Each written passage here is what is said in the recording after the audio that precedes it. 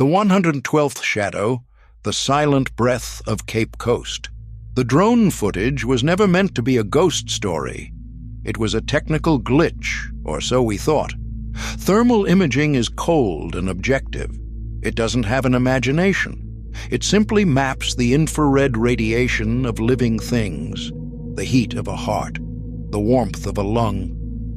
When the drone operator in Ghana first hit record over the male slave dungeon of Cape Coast Castle, the screen was supposed to show a void, a stone room, cold and empty for 200 years.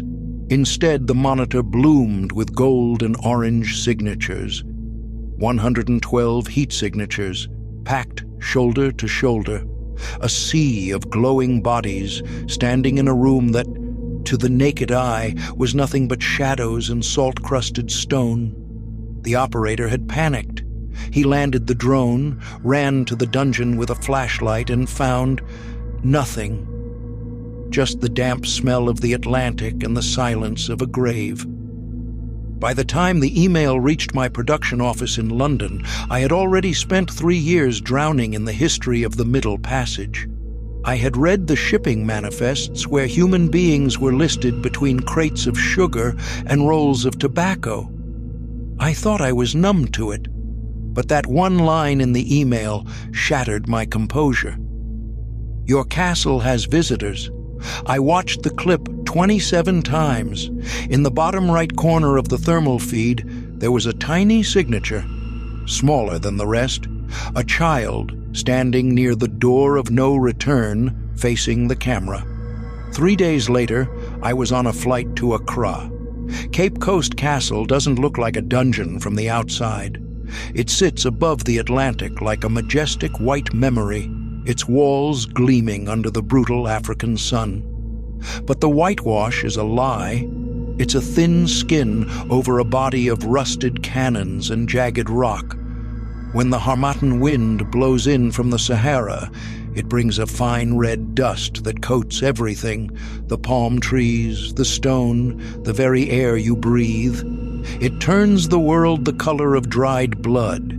It makes the living look like they've been pulled from the earth.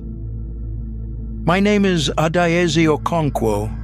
I've built a career asking the questions that make people uncomfortable.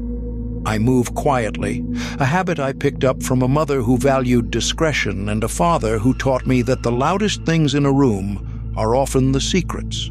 Kwame Asante, my guide, was waiting for me. He was a man made of granite and patience. He had walked these stone corridors for 22 years, and he carried the weight of them in his shoulders.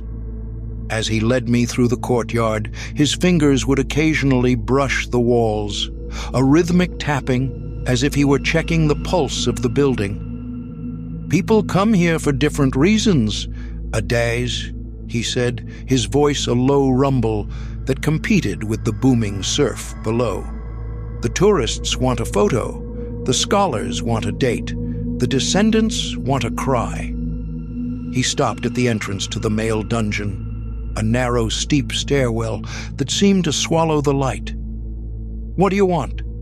I looked at the scar on my palm, a crescent moon I had carved with my own thumbnail over weeks of grief. "I want to know who was standing in that room when the drone flew over." Kwame looked at me, his eyes dark and unreadable. "The castle remembers, daughter, and sometimes remembering is a very crowded thing. The male dungeon is a series of interconnected chambers carved into the bedrock beneath the courtyard. The only light comes from tiny slits high up in the walls, barely wider than a human hand. The floor is not flat. It has a deep, smooth groove worn into the stone, the result of 2 centuries of bare feet shuffling in the dark, moving toward the single hole in the corner that served as a toilet for 100 men. Kwame left me there as the sun began to set. 30 minutes, he warned.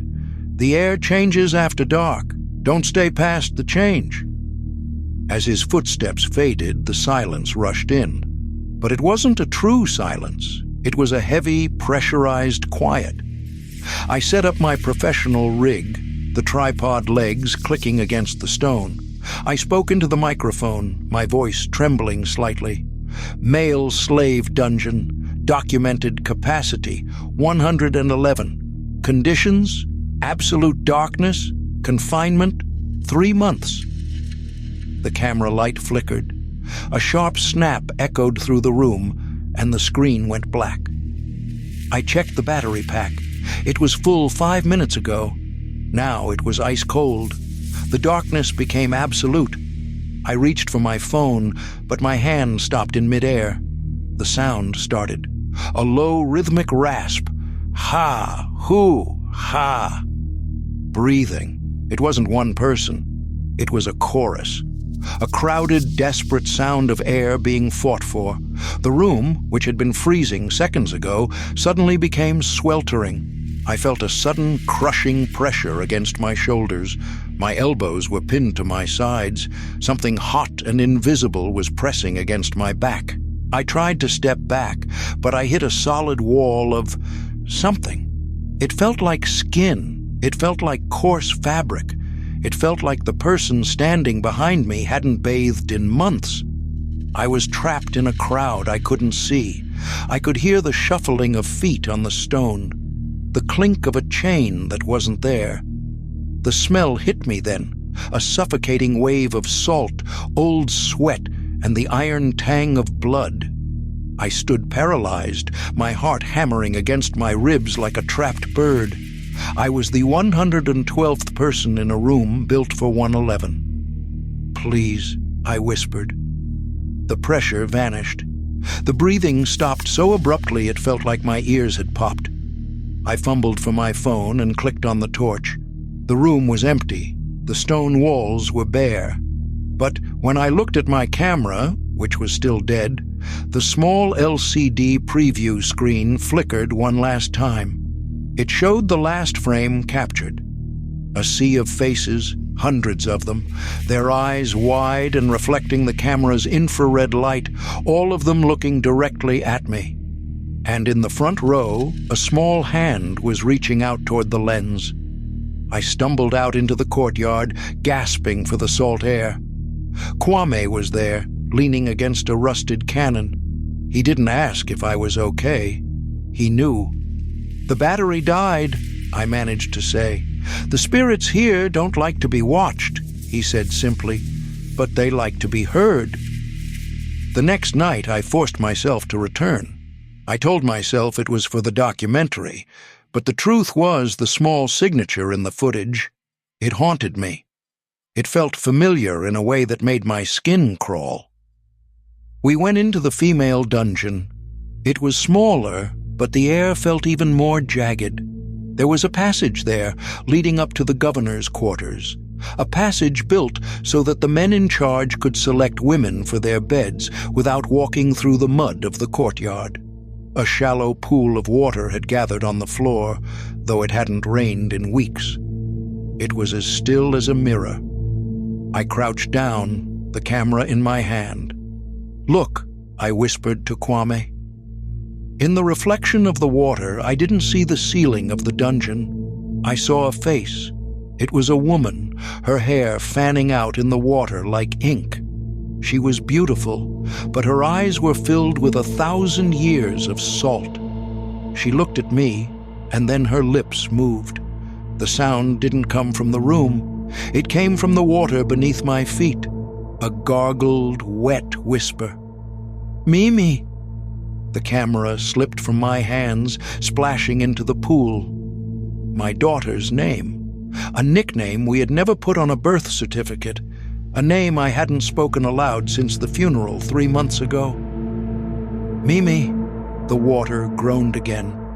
I drove my thumbnail into the scar on my palm until I felt the warm, metallic slide of blood. The pain was the only thing that stopped me from screaming. "We go! Now!" Kwame hissed, grabbing my arm. As we ran for the stairs, a new sound erupted from the stone above us. Clop, clop, clop. Heavy, rhythmic hoofbeats. They were circling the outer ramparts of the castle, 40 feet above the ground where no horse could possibly be. The sound was deafening, the vibrations shaking the very foundations of the dungeon. "The headless rider," Kwame whispered, his hand white-knuckled around a gold fish pendant. "He calls the names of those the castle wants to keep." And then, through the wind, I heard it. My full name. My father's voice, dead for 10 years, calling out as if from the bottom of a well, "Adaeze Okonkwo, come home." That night, I didn't sleep. I sat in my hotel room, the harmattan dust scratching at the window panes. I opened my laptop and dove into the files I had been too afraid to look at. I found the registries of the colonial staff, the doctors, the soldiers, the governors, and there, buried in a footnote from 1842, was a pattern: infant mortality, high, commonality, small dark mark on the left shoulder. Local staff referred to them as Abiku. I felt the blood drain from my face. My daughter had that mark. A small dark patch on her left shoulder that Marcus and I had joked was her secret island. In Yoruba belief, an Abiku is a spirit child who enters the world of the living only to die young and return to the spirit world over and over again. They are travelers. They belong to neither side. I realized then why she had died, why the doctors in London couldn't find a cause. She hadn't been taken. She had decided to leave. And now she had followed me here, to the place where the thin veil between worlds was torn wide open. On my final morning, I walked to the door of no return.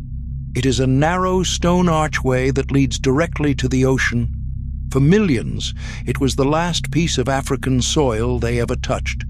Beyond it lay the boats, the chains, and the infinite blue of the Atlantic.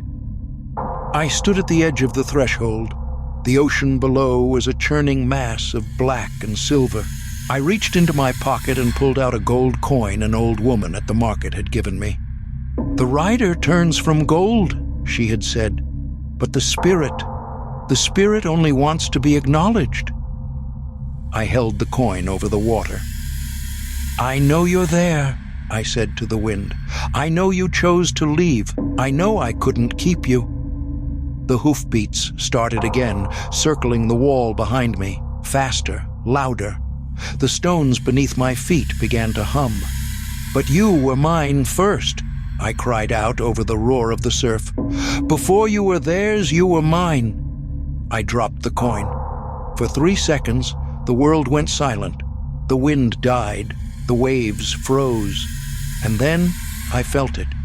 A small, warm hand slipped into mine.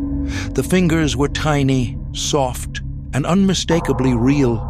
They squeezed my palm, right over the scar I had carved in my grief. A final goodbye. The hand vanished. The hoofbeats stopped. The Atlantic resumed its violent crash against the rocks. I walked back through the courtyard. Kwame was standing there, his face illuminated by the rising sun. He didn't ask what happened. He just nodded. I flew back to London that night. I finished the documentary. I kept the thermal footage of the 112th signature in the final cut, but I never explained it. I let the critics call it a technical anomaly. Marcus and I are still learning how to be in a room together without the silence becoming a wall. But sometimes, when the wind blows through our flat in London, I don't hear a ghost. I hear a breath. I learned that the dead don't want to haunt us. They just want us to stop running long enough to notice that they never truly left. If you ever find yourself at a door with no return, don't look at the history books. Look at the shadows. One of them might be waiting for you to say its name.